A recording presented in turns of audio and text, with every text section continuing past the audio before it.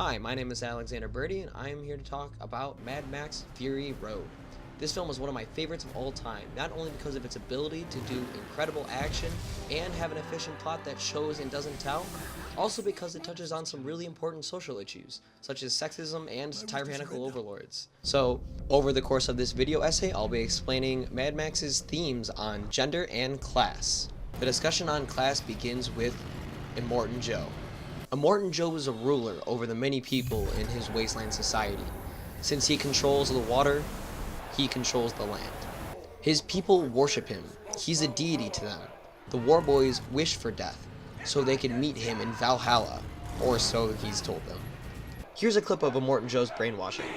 I am your Redeemer. It is by my hand you will rise from the ashes of this world.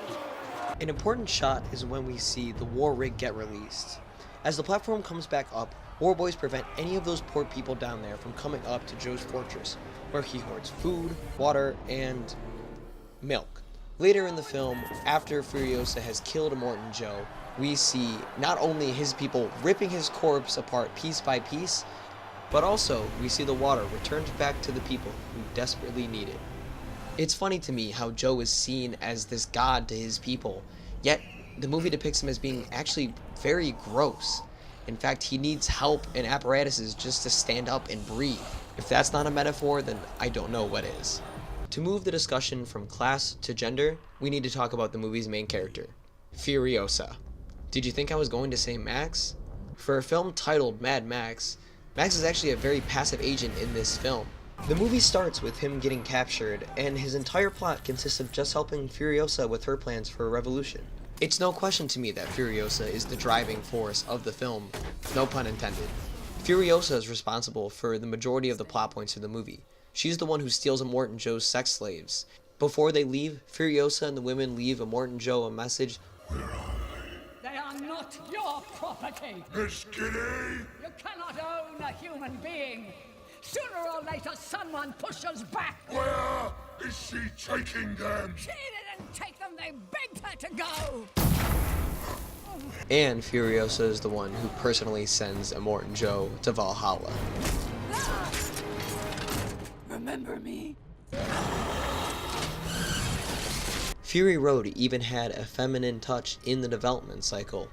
Director George Miller hired his wife, Margaret Zitzel, to edit the film. He knew she would be the best choice to frame the film correctly. I found a source that said when production wrapped, they had over 400 hours of raw footage to go through, a Herculean task for even a master editor. Don't breathe.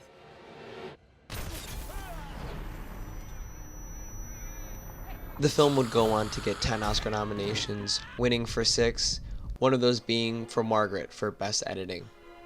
Mad Max was able to break the mold of your typical Hollywood action movie and provide some much needed representation of strong women characters to such a male-dominated genre.